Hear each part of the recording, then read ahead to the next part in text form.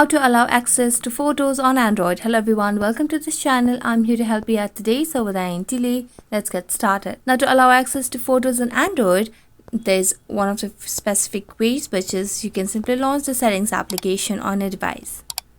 As you launch the settings application, scroll down and tap on apps. Now select on manage apps over here. You can simply select any of the apps over here and you can simply go for the permissions of this app.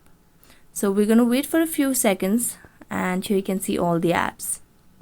Now if you want to enable or allow access to photos to calendar, for example, I'm going to tap on it, tap on app permissions, and you simply need to scroll down, and here you can see there's no option of photos. So we're going to go back again and select the Chrome browser over here, tap on app permissions, and simply select on files and media. This will contain photos as well.